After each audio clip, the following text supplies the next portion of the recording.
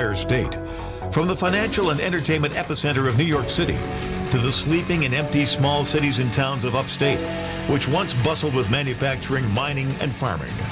We all know from inspiration, history, and nature, we deserve a return to the success and growth of generations past, a birthright being squandered by corruption in Albany, and the depredations of an insecure, scheming mountebank posing as governor, who loathes both us and himself. As liberty beckoned to enslaved peoples behind the Iron Curtain via American broadcasts after World War II, we now say, believe, rise, and join us. Welcome to Radio Free New York. All right, welcome everyone to Radio Free New York. I'm Kevin Wilson, your host for the day. Thank you for joining us here on WYSL from noon to 1, or if you're joining us online, on YouTube, on Facebook, on Twitter, any of those places, thank you for joining us. I welcome your participation in this program. We have a guest today, Peter Vazquez. Peter Vazquez is running for New York State Assembly. Peter, welcome. Thank you for the invitation. It's an honor to be on your show. Absolutely. I think this is your first. Is this your first time on Radio Free New York? You've been on WYSL before, I know, but is this your first time on Radio Free New York? It is my first time. We'll have to talk Fantastic. about it. I'm just kidding. Hey, better late than never, right? I got you in. We're here talking today. Absolutely. Yeah. And I wish there was more talking going on, by the way. More talking going on. From who? From everybody. From everybody. There seems to be a lot of yelling and a lot of one-sided conversations, but not enough of this. Yeah. Well, that's what we aim to do today, right? We aim to have a good discussion. And by the way, in the interest of fairness, and because we have to, just to let everyone know, I will extend an invitation for Peter's opponent, whoever wins the Democratic primary, to join us in Radio Free New York. And we get to, if they're willing, to ask them questions about the state of freedom in New York State and some of the tough issues that we may disagree on. But we'll see whoever wins, we'll extend the invitation and see if they want to be on. Just in the interest of fairness. Absolutely. So, yeah, but Peter, so tell us about what assembly district are you running in? What does that district look like? And then tell us a bit about yourself. Sure. Well, the district is, I guess that the best way to describe it is if you look up the word gerrymandered in the dictionary, you'll see a picture of the 138. Anyways, it encompasses the entire towns of Silay and Henrietta and a big part of the city. Now, if you can picture the city core, which is the 137th, the 138th runs border that and it surrounds the entire city. It's a very critical seat, especially as we look to truly change the culture in this state to one that is that truly represents liberty and liberty for everybody. Yeah, I was born and raised in the city here in Rochester. I went to number 9 school, number 22 school, Benjamin Franklin, Our Lady of Perpetual Help, Edison Tech, until eventually I dropped out. I dropped out in the beginning of 10th grade and the 9th grade. And, I bring that up mostly because the reason why I dropped out was because most of my life, most of my young life, all I kept hearing was, skin color, circumstances. You will never see anything beyond it. Because the way society is, you could never excel. And I fell into that. So, you know what? I did what everybody else was doing. I became a teen parent, and I dropped out of school. As a matter of fact, the story dropping out of school, I was skipping quite a bit, and I went into school one day, into Edison, late. And I remember one of the individuals in charge walked out of his office, and he walked up to me, and he just looked at me. I was 15 years old. And he looked at me, and he said, "You don't want to be here." And I said, "Absolutely not." I signed a piece of paper, and he told me not to tell my parents, and I never went back to school, although I got on the bus every morning and every evening. And that's kind of where I started realizing that, wait a minute, Wow. I do have options. I was looking at my kid's eyes one day, and I'm like, there's got to be better. There's got to be more. Kevin, I was one of those weird kids that used to watch C-SPAN as a kid. And I used to look at the screen thinking that these must be some special people that have been created, right, simply to govern this country. But as I got older, I realized that wasn't the case, and I had as much opportunity to be there and right to be there as they did. So I joined the military. And longer story short, did 13 years in the military, became a single dad one day overnight, and well, here I am. In 2012, I finished my master's, and I decided that it was time to do something bigger because our grassroots efforts seem to keep spinning their tires. So I decided to look in politics, and then I realized that what's going on, what's been going on, and the amount of time people have been there in many of these seats, I figured, well, it's time for me to step up, if nobody else. And that leads me to the interview with you today. This is my fourth time running. I ran in 12, 14, and in 16. 16 was the primary. Interesting year. One of the things that I'd like to point out is the work that we've done. This is a predominantly Democrat, deep blue district, even in the towns, or at least it has been historically. But this is also a district that has had one-sided representation and the same representation for as long as I've been able to find through my research. There's never been another option. Kevin, I've seen this city when there were businesses on every corner. I've seen this city when there was a community, when people came together, everything from the festivals and the parades, the mom and pops all over the place. The mayor said this morning that this was a city of businesses. And I'm thinking, where? Because it's no secret that the city portion of this district is not appeasable for many reasons to big business. So, I don't know. It kills me how I see the same issues from almost 40 years ago, the same issues today. Yeah, it's if people are in power and they're comfortable, it's hard for them to have any incentive to change, right? So that's what ends up happening. So you've been around for a while, and I've known you for a while. I think I first met you when you're in your 2014 campaign. In full disclosure for anyone listening, I do live in Peter's district, or not his district, but in the district he's running in. And the Libertarian Party did endorse his candidacy. So you are going to be running on the Libertarian Party line, the Republican Party line, and any other lines?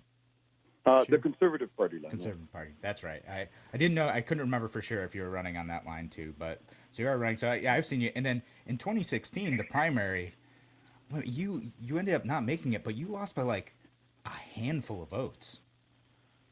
Yes, in that primary, I lost by 3 votes. And if you remember back then, there was actually some, I say verified because I trust the source that I received it from, but where the previous, not the current, but the previous Republican Party leader, there may have been some shenanigans going on, and possibly even the addition of some votes that weren't there in time. However, it's only hearsay because the individuals that brought it to my attention preferred to stay anonymous. Mm-hmm. And then, of course, without the black and white, it's just theory, right? Right. So you can't do that. But, I always think whenever I think about, like, do I want to get out and vote? Do I want to go do stuff? Or other people are asking the same question. I do think of you in that primary, though, and I think of, man, 3 votes. 3 votes. It is so close. So close. So you got to get out there. Every vote really does count in some of these elections. And so it's important that you show up. If you have a candidate that you like, a candidate that you're passionate about, and you think, my vote's not going to make a difference. Man, sometimes it really, really does. Absolutely. And what I encourage people, vote, because that's really the best way that you can resolve all these issues that we're talking to. I believe some of the issues are politically motivated. And we live in one of the only countries, if not the only country, that allows you to remove someone who hasn't been performing to your standards and advocate against them. And I don't think we use it enough as a nation. But I encourage people, listen, don't vote Republican or conservative or Democrat or even libertarian. You vote libertarian. But what I mean is, vote for the person that you took the time to research and understand. And if you're looking for 100% agreement with someone, you're going to set yourself up for failure. So I'll give you an example. I mean, I'm a Republican. We'll wait till after the break. We'll talk about the example, and we'll talk about some of the issues that you think are important in the 138. Thank you, everyone, for listening here on Radio Free New York. We'll be back in just a few minutes with Peter Vazquez running in the 138th Assembly District.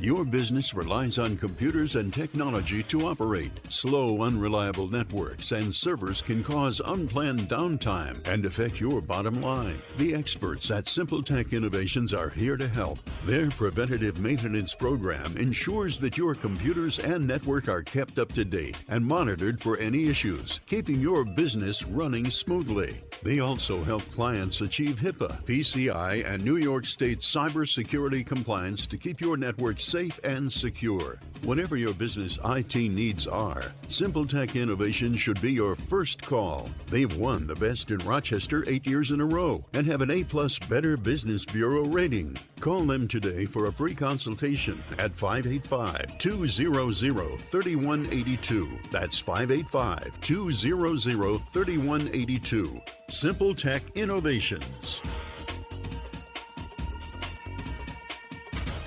I'm Las from Action Towing and Service. We are the biggest towing company in New York State, but we do a lot more than just towing. We will tow just about anything, but we will also repair just about anything as well. We offer a courtesy shuttle and pickup. We offer a drop box service. We have all these amenities that we've put in place to make sure that every one of our customers can receive the best service possible. Please give us an opportunity to win your business. Come down and visit us at 275 Marketplace Drive, right off of Jefferson Road.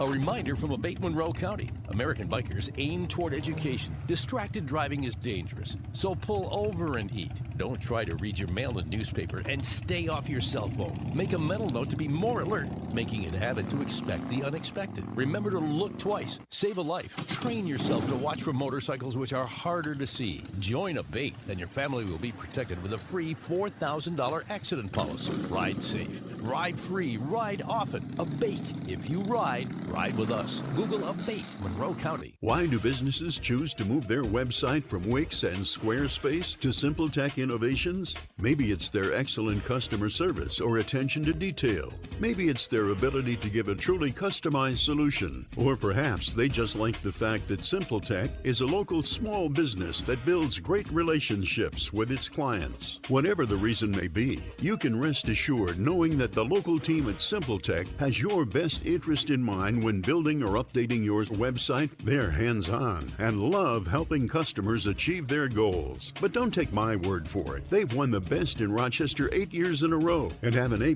Better Business Bureau rating. If your website doesn't match your dreams or isn't achieving your goals, give the professionals at Simple Tech Innovations a call today for a consultation at 585-200-3182. That's 585-200-3182. Simple Tech Innovations. You're listening to Radio Free New York. Welcome back to Radio Free New York. I'm your host, Kevin Wilson, host for the day, and joined by Peter Vazquez, who's running for Assembly in the 138th, and shout out to the other station carrying Radio Free New York, WACK out in Newark, and WENY, the Patriot, down in the southern tier. You guys rock. Thank you, everyone, for listening here on Radio Free New York, wherever you're listening. We love you. Peter, but before the break, you're about to give us an example of something, and we also did get a listener question too, whether or not you have a primary opponent this year. Do you have a primary opponent in the 138th for any of the lines? We do not have a primary on any of them. Right. That's what I thought. There is a primary for the Democratic Party between Harry Bronson and Alex Udelson, so they're out duking it out. That's going to be resolved Tuesday, probably. And Yeah, we'll find out then who the opponent is in the general election. Harry Bronson is, of course, the incumbent and has been in office for quite a while now. He's been around for a bit.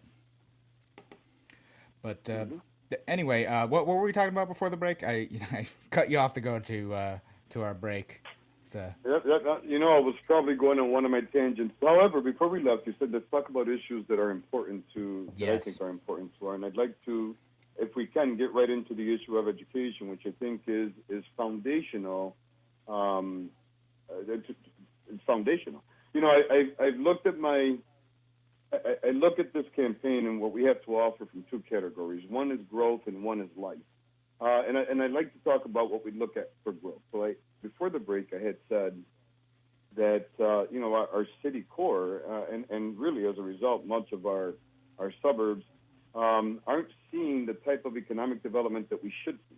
We talk about, businesses coming and establishing jobs. I mean, what was the latest, biggest thing that they put out, the Protonics and the battery out in Genesee County? How does that help the people in the 138? Or how does that help the people that need it the most? Just simply Monroe County. I don't see the connection. And again, had I not grown up and seen it with my own eyes growing up, the fall really of the state under this one philosophy. But looking at schools, again, I'm a product of the city school district. I dropped out as probably an A-B student, maybe a C here and there. I found school, again, it was useless to me because if I couldn't go anything beyond my current circumstances, especially because of skin color, then what was the point in staying in school? And unfortunately, that's still a culture that is being pushed in many areas, but especially in the urban centers, in the urban areas. Is that you didn't believe there's an opportunity for you beyond school, that even if you completed school and did things right, that there wouldn't be an opportunity for you to succeed afterward? Is that just to clarify what you're saying to our listeners? Yeah, absolutely. I mean, that was the overall theme is there'll be exceptions to the rules. There'll be exceptions to the rules. You'll get your one or two person, but overall the theme was always you won't go anything more than what you got here. Listen, when I had my first kid at 15, my global studies teacher in ninth grade gave me a cigar, and I remember thinking this was kind of odd, but I thought it was cool at 15 years old. And later, I mean, it was a thought to me, but in his mind, this was a way of life for me, and where I was at. It just that whole philosophy, that whole thinking. Yes, you'd never be anything. I mean, listen. Up until I ran the first year in 2012, and then people close to me were telling me, "Why bother? You're not the right skin color." And we're talking back in 2012. But you see, I don't believe that there are barriers that we can't take down. I refuse to believe it, and I think that where I'm at now in my life, we've raised 5 kids plus. We have a house that my wife and I worked for. But I found shortly after dropping out of school that the one key ingredient that I missed was that education that you receive in school, something as simple as algebra. Listen, I never understood the concept of putting letters and numbers together. Yeah. And I'm not the most articulate. And, I think a lot of this has to do with the fact that I missed out on a lot of information in school. But, what gets me is, today we're still seeing the same issues. And we've had a school board that has been there for a very long time. And, this whole concept of state control or even state oversight, it concerns me because the message that's sending to a community that we're, where we see what's going on, right? It's in large part brown and black. I mean, I'm a little insulted here as a brown person, as a Hispanic, that, these people running for office or in office are saying things like, well, the state knows better than parents on how to educate. Or, the state knows better than this school board that we elected, that was elected. I struggle with it. That's not liberty. That's not community. That's government control. That's government overreach. That takes away. Things like school choice. The mayor this morning mentioned students going, or the students should go to white schools. I mean, are we seriously talking about white schools? Listen, I teach at Charles Finney. A few black and browns there that have a very difficult time when they go home because of circumstances. However, these kids are thriving, and many of them are graduating from Ivy League college schools. So again, I refuse to believe that parents don't know best for their children. School choice. Yeah. So let me ask some questions related to that. Just because it's funny because I've gotten some of the same discussions in the last 24 hours actually of kind of people who don't think that parents are intelligent enough to make their own choices for their kids' education, or that students don't have the ability to do that. So I mean, I think we're all clear that there's problems, both cultural and policy, in our education system. So if you're elected, what are some of the solutions that you propose to fix that? How do you do it? Well, as I mentioned, one of the things that we want to see at the state level, things that I would push for at the state, would be school choice. Giving the parents the opportunity to say, listen, okay, we no problem paying taxpayer dollars. I want these taxpayer dollars to follow my student here, whether it's because they feel that the school is situated better to teach their student. Maybe they want to send their children to a Christian school like Charles Finney or North Star, right, where they can get the education piece, but also get that Christian perspective that they're looking for. School choice. Again, at the state, when I'm in Albany, one of the things that I want to push for, and I'm going to push for aggressively, is the abolishment of the Regents Board. Kevin, to this day, not one person can give me a straight answer to their legitimacy and their purpose. I get the Department of Education. I believe that there should be a minimum standard stat, right? Everybody should know how to read and write and add, etc. However, the Regents Board, a very expensive board, they need to go. That power, that authority over what the students are learning, that authority over how it's taught, that authority as to how to deal with teachers needs to be brought back down to the school board that are elected, and in most cases, parents of children in the school. I know several school board members that don't even have their kids in the city schools. So it's kind of like, what are you advocating for? So those are the things in Albany. Now here locally, and Kevin, I'm a strong believer that a representative's job is predominantly in the community, right? And then secondary is when they go to Albany, where they're pushing for pushing for change from the feedback that they got from the people they represent. That doesn't happen. And the reason why I'll tell you it doesn't happen is because, again, we have a school board that is the only constant, has been the only constant, in all the issues that the school district has seen.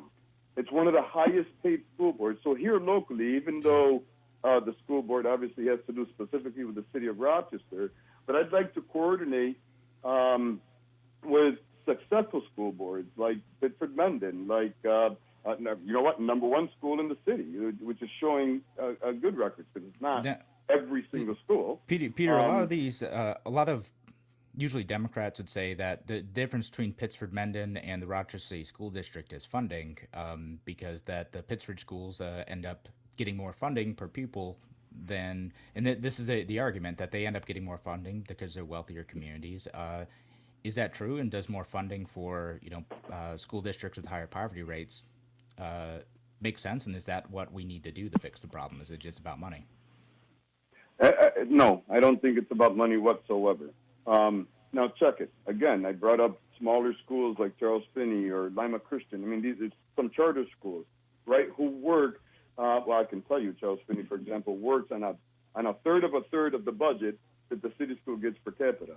But yet, they're still graduating kids from college, again, at a 99% level, college-ready students. So it can't be an issue. And that's too often homeschoolers. Homeschoolers statistically has shown to test better and outperform public school students in large part when they hit college. So it can't be an issue solely about money, or about money for that matter. Not to mention the city school district's budget has been pretty large and continues to increase every time they ask for money. However, the top is very heavy. So if funding was truly an issue, that's where all the cuts need to be happening, right? And I remember under Broussard, if you remember him, just him and his top three salaries totaled almost $1 million or close to it. Yeah. But yet they want to cut the bilingual program, which makes no sense to me, especially when Spanish or the Spanish culture is one of the fastest growing minority cultures around. Right, absolutely. All right, so I don't think we have time to jump into a new topic before our next break, but when we come back, we'll talk about some of the other issues that are affecting the residents of the 138th and some of the hot button issues that we're talking about nowadays too. So again, Peter, thanks so much for being here on Radio Free New York. We'll be back with Peter's in the next segment too here on Radio Free New York. Thank you for listening. Talk to you soon.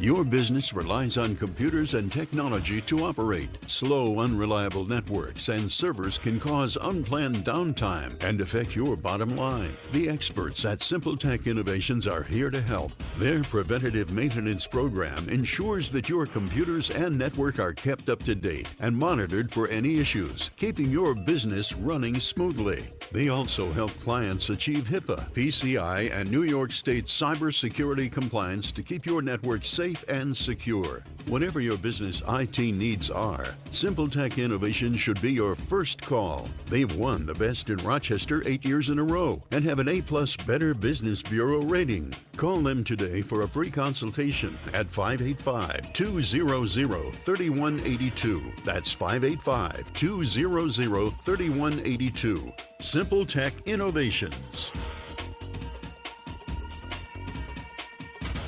Hi, this is Gary Mervis. During these difficult times, we know that many people are hurting financially with the loss of jobs and tighter finances. However, if you find yourself in a position to donate, your financial help is needed now more than ever for children and families Camp Good Day serves, as the circumstances have caused us to postpone our fundraisers and events. During this current COVID-19 pandemic, people are unfortunately still being told that they have been diagnosed with cancer. If you are able to help by donating either through our website, campgooddays.org, or by mailing in a check, it would be much appreciated. If we all do our part to get through COVID-19, I know we will come out stronger than ever. Cancer of the skin is the most common of all cancers. To avoid the risk of this deadly illness, we remind people to limit their sun exposure, wear protective clothing, and wear sunscreen with an SPF of 15 or higher that is waterproof. Sunscreen is one of the best ways to avoid skin cancer and should be applied 30 minutes before sun exposure and reapplied every 2 to 3 hours. If you are planning to be in the sun for longer periods, wear a wide-brimmed hat or seek shade throughout the day. Contact the Livingston County Department of Health for more information at 243-7299. During the state shutdown, Lakeview Dental reminds you, a healthy body includes a healthy mouth. Brush and floss regularly, and of course, wash your hands first. Once we reopen, make an appointment to visit with us in the office. And if you have a dental emergency, be sure to call us now. We're here for you as always. Visit livoniasmiles.com or call 346-3028. Lakeview Dental, for the smile of a healthier you. Stay healthy, and we'll see you soon. Do you have to have every fan in the house pointed right at you to stay cool? Honey, we need help. Call Taylor at 500-HELP. Are you wearing an ice pack on your head because your air conditioner quit? Honey, we need help. Call Taylor at 500-HELP. Taylor is always on call to help. So when an AC emergency happens, any time of the day or night... Honey, we need help. You know what to do. Call Taylor. 500-HELP. Come home to calm, quiet, and beautiful Woodgate apartments and townhomes in Spencerport. Just minutes from downtown Rochester. Choose from 1 or 2 bedroom apartments or 2 or 3 bedroom 2-floor townhomes in an historic canal village featuring nearby restaurants and shopping. You'll appreciate the balconies, patios, and beautiful pool. The townhomes include an attached garage. Come take a tour and meet our friendly and knowledgeable on-site staff, Cedar Circle in Spencerport, or visit woodgateplaceapts.com to learn more. Medicare. Polano & Company makes it easy. If you are new to Medicare or reviewing your options, give Polano & Company a call. We're local and can help you make your best decision at no cost to you. Polano & Company is located at 15 Shone Place on the Canal in Pittsford. Call us at 585-385-6010 or visit us at polanoco.com. Polano & Company, serving the greater Rochester area for more than 35 years. Stokey Farms is celebrating Dads and Grads Saturday, June 20th. Join them for an authentic Cornell chicken barbecue with all the fixins. The Clifton Fire Department will be on hand for summer's first clam bake. Chicken, clams, donut sundaes, kettle corn, and more. Walk through Stokey's park-like farm, see the camels, wallabies, and goats. Grab a picnic table, bring folding chairs, tailgate, and enjoy at the farm. Or take home and surprise your favorite dad or grad. Details at stokeyfarms.com. Portion of the proceeds will benefit the Clifton Fire Department and Camp Good Days. Flower City Collision in Henrietta is trusted by numerous corporate fleets.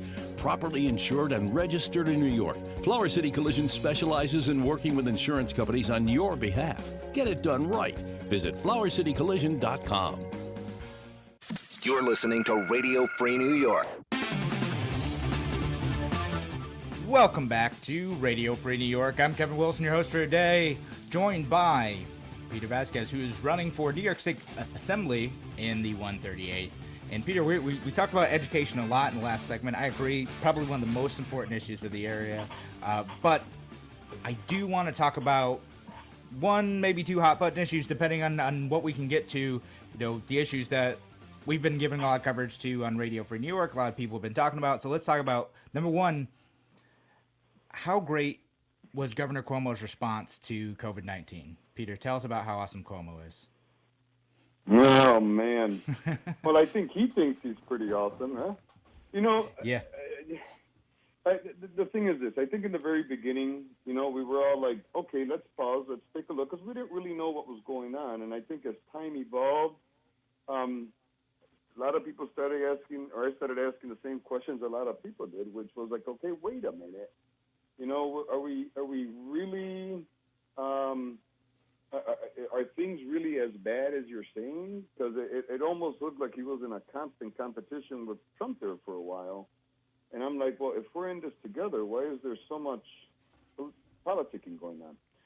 You know, my biggest complaint with his daily briefings, which got to a point where I had to kind of catch the highlights later, was that it was always doom and gloom.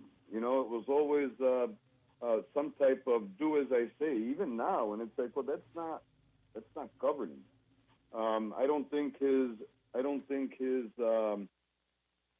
dealing with reopening New York is effective. I think actually he's probably hurting more people than he's helping.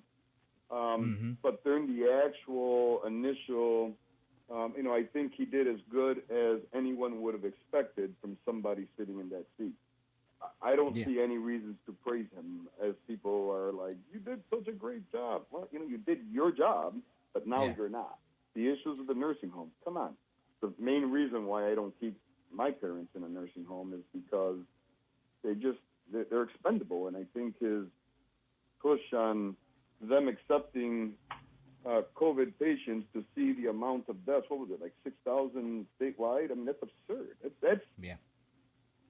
Anyways, awful. I don't think he did a very good job with the reopening, or is doing a good job. Yeah, I mean, there's a couple of things going on here, too. Like, of course, the governor now has some of the ability to make laws through executive order. Is that something that the State Assembly and Senate need to roll back right away?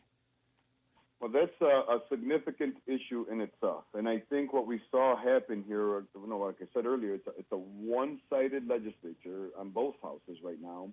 And for, you know, on the Democrat side, they're letting him do whatever he wants. I mean, I've heard a few Republicans stand up and say, "Hey, we really need to put an end to this," like yesterday. However, the Democrat majority seems to want to continue to hail King Cuomo with his executive orders. One thing that I haven't heard him talk about was when his authority and powers are going to end, and he should really be sharing that. It should be coming from him, saying, "Listen, I have this authority. I'm using it for this. My goal is, as this pandemic winds down, is to push the control back to where it belongs, which is in the hands of the people." And he's not doing that, and I don't think he's going to willingly. Yeah, no, it's going to be interesting to see if he does that. Like, I think some people could see the necessity for that type of thing in the beginning, but as time moves on, and seeing some of the missteps that he's made too, it's becoming clear that maybe that's no longer the right solution, even for people who are sympathetic to it, which I never particularly was, but I get that other people were. Okay, go ahead. I was just going to say the moment the numbers started dropping as there are now is the moment he should have said, "Okay, back to regular business. We can monitor the opening of New York together." Because there is no reason for him to continue to maintain control. Gotcha. All right, yeah. So we covered COVID-19 now. The other issue that I want to ask about is the police reform bills that came out. So we just had a whole slew of bills that came out of the state legislature. Well, I'll ask you about some of them specifically, but what's your overall impression? Is this good thing, necessary reforms? What are some of the highlights that you see as either good bills that may have come out of this process or bad bills that have come out of this process? And would you take any action on that if you were elected? Yeah, absolutely, and it's a great question. I mean, there was a slew of bills that came through. So, are there a couple that are like, okay, I could see this, right? However, my biggest issue is this: these were pieces of legislation that were passed in haste. There was no discussion. There was no debate. Again, it's a one-sided conversation in response to a very loud and violent one-sided conversation. And this is the typical response that we see from government continuously, which is more pandering than anything. I mean, in brief, and I know you want to talk about a couple specific, but for example, I get the body cams. You know what? They've been doing it in federal prisons for years where there's always a camera when you have to deal with an inmate. However, things like it's a hate crime to call 911 or 911 because you feel offended by whatever it is you saw. I mean, it's excessive and unproductive. I'll tell you, any legislator that signed on to any of these bills without arguing the point that there was no discussion, that this is just a reaction, is a legislator that shouldn't be in office. And not to mention, this all came up from the issue of racism. And as I go through these, because there are many, I still don't see the issue of racism dealt with in a manner that's going to change culture. It's done, these are in a manner to intimidate and to limit the powers of police officers. However, racism isn't exclusive to police officers, at least as I see it. Okay, so, I mean, kind of to that end, is there a legislative solution that you see the racism, and isn't state violence an important issue to address, regardless of, like, the wider issue of racism?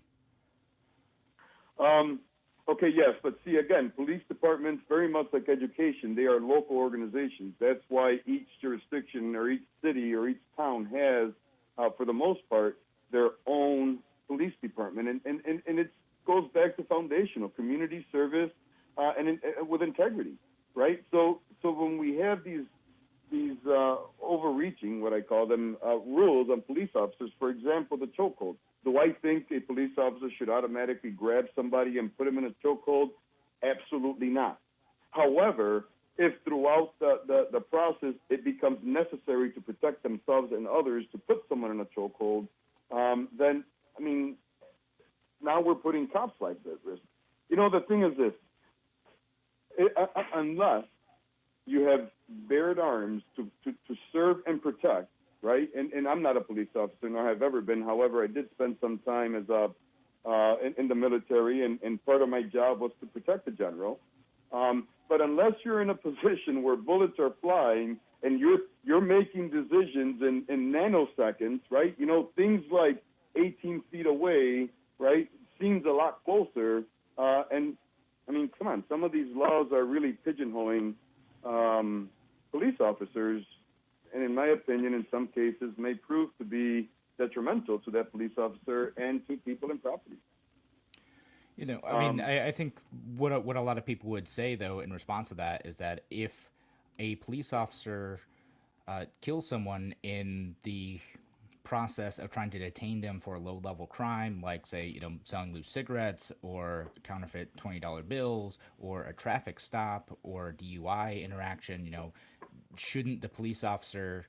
You know, to me, when someone's killed, that means something has gone very, very wrong. And, you know, we'll pick up this conversation after this break. I think it's important, and we'll think about that over the break. Don't we have a duty to correct that stuff? All right, so when we come back, more talking with Peter Vazquez, who's running for the 138th Assembly District here in New York State. We'll be back here on Radio Free New York soon.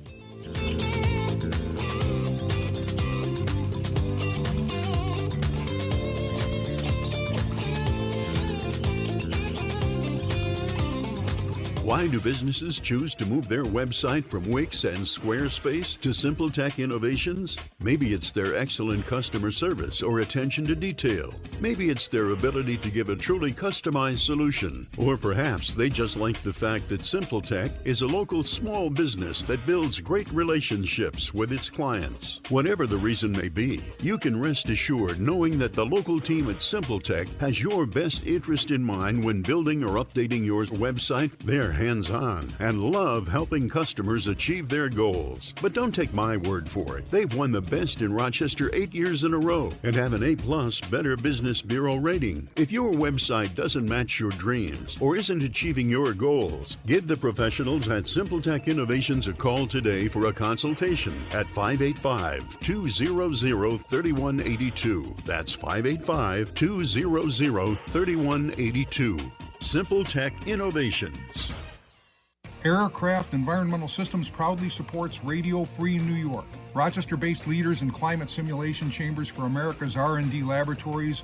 We're experts in troubleshooting, calibrations, custom designs, and consulting for more than 40 years. Industry pioneers, we created the first ever fleet of temperature, humidity, and altitude test chambers available to rent coast to coast. Trained and trusted by environmental chamber manufacturers, we are ACES. Find us at acesinc.com. Fiorella, a family-owned farm-to-table Italian restaurant at the Rochester Public Market, is open for curbside contactless takeout Wednesday through Saturday. Lunch 11:30 to 2 and dinner 4 to 8. Fiorella offers wood-fired, old-world-style pizza with naturally leavened dough and house-made fresh pasta. Check out our Facebook and Instagram at Restaurant Fiorella for nightly specials. Thursday is gnocchi night. Call 434-5705. View the takeout menu on the web, restaurantfiorella.com. Your business relies on computers and technology to operate. Slow, unreliable networks and servers can cause unplanned downtime and affect your bottom line. The experts at SimpleTech Innovations are here to help. Their preventative maintenance program ensures that your computers and network are kept up to date and monitored for any issues, keeping your business running smoothly. They also help clients achieve HIPAA, PCI, and New York State cybersecurity compliance to keep your network safe and secure. Whatever your business IT needs are, SimpleTech Innovations should be your first call. They've won the best in Rochester 8 years in a row and have an A+ Better Business Bureau rating. Call them today for a free consultation at 585-200-3182. That's 585-200-3182. SimpleTech Innovations. Radio Free New York. Welcome back to Radio Free New York. I'm Kevin Wilson, host today, joined by Peter Vazquez, who is running for New York State's 138th Assembly District. Peter, thank you for being on the show and for talking with us today. You know, and I had asked a question before the break too. You know, doesn't the state have an obligation to fix situations where police officers who, the community trusts to protect them, don't they have an obligation to fix situations where police officers kill citizens or any civilians in the process of, enforcing normal crimes without due process? Right. So, Kevin, if I may, I am the candidate for the 138th Assembly District, but I'm also the president of the Frederick Douglass Foundation in New York. We're one of the state chapters of a very effective national organization, and this is an issue that we've looked at closely, nationally and locally. Right. So, does the state have an obligation to protect its citizens? Yes, all citizens, police included. Right. That is their function, the primary function, in my opinion.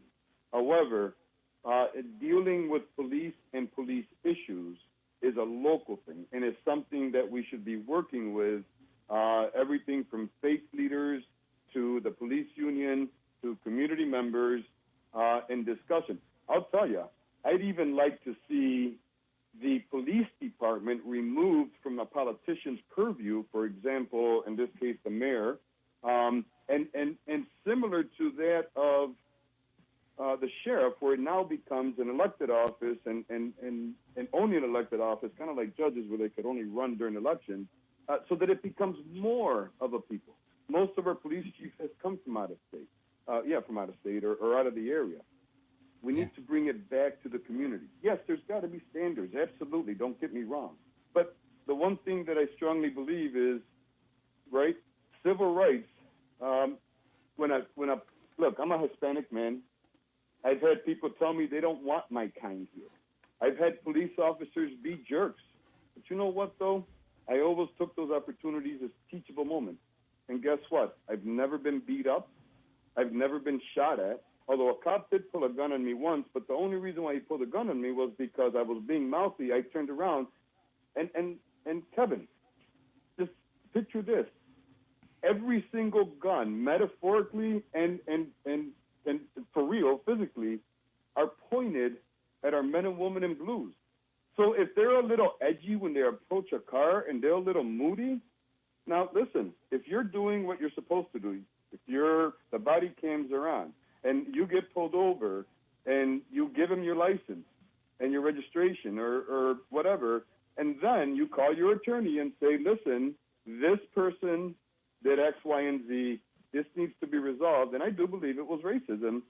And then we deal with it in a manner that starts changing culture. This is how many riots have there been over the years, Kevin? But yet we're still dealing with the same issues. Been a bunch.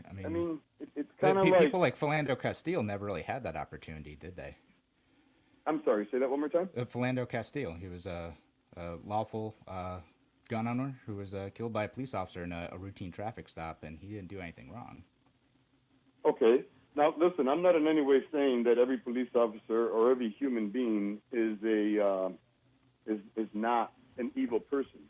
I'll give you the issue with George Floyd. Bad. Most likely was a racial issue. However, the guy, when I see him, all I saw was an evilness in his face to do harm, to just simply do harm. There's evil people everywhere, but I know a lot of police officers. I had family members that were police officers. I myself applied, but they told me I had too much trouble with authority. Their selection process is extensive. So to pigeonhole every police officer as the one who killed George Floyd or the one that you mentioned, that's like saying, that's pigeonholing, that's stereotyping, that's everything that we're arguing against.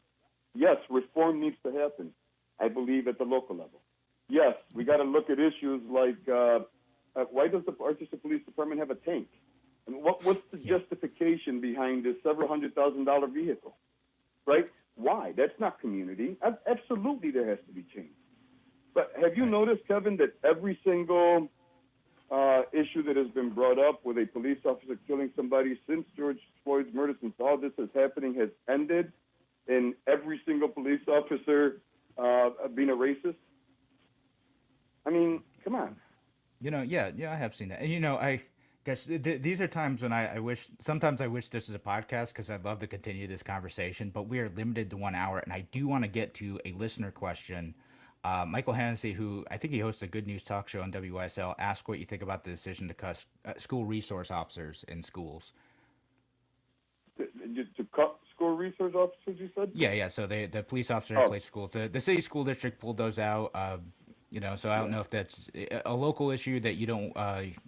You're going to kind of say that's a local decision, or if that's something you had to comment on. But I did want to get to a listener question since it was asked, and it's kind of in the same vein as what we had talked about.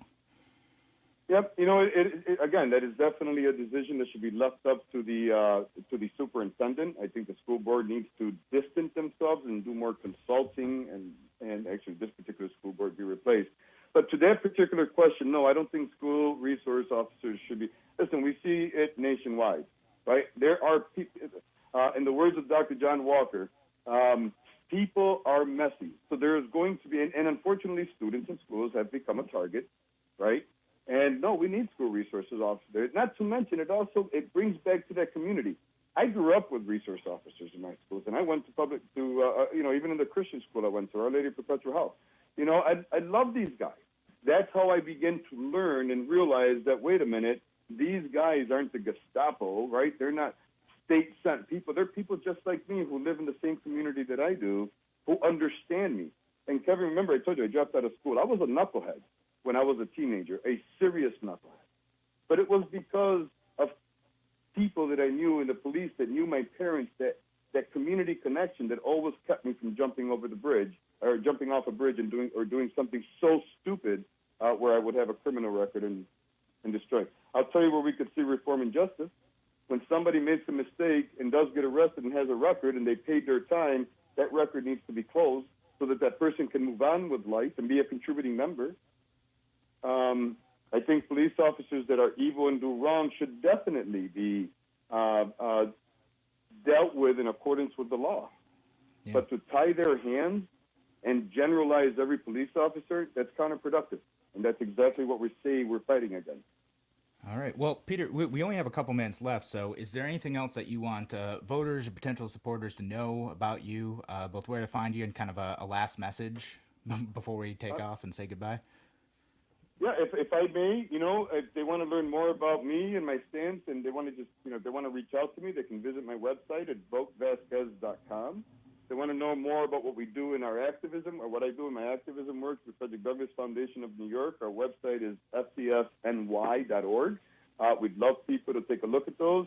I have a WhatsApp set up. Send me messages. Let's have a conversation, because without conversations, we miss out on teachable moments. Absolutely. So anything else that you want people to know, like what's the core takeaway message of your campaign in like 30 seconds or less?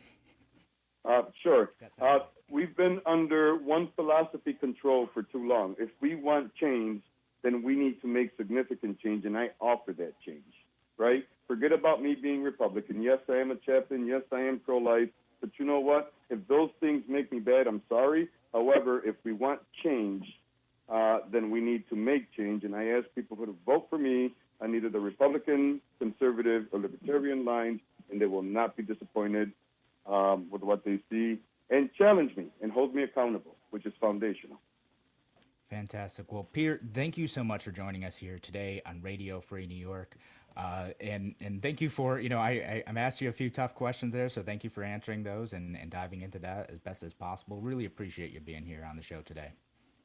I appreciate everything you do, Kevin. And hey, good luck in your race, and thank you for what you do as a party chair. Thank you so much. All right. Thank you, everyone, for listening as well here on Radio Free New York. We'll be back tomorrow, same time, same place. Talk to you then.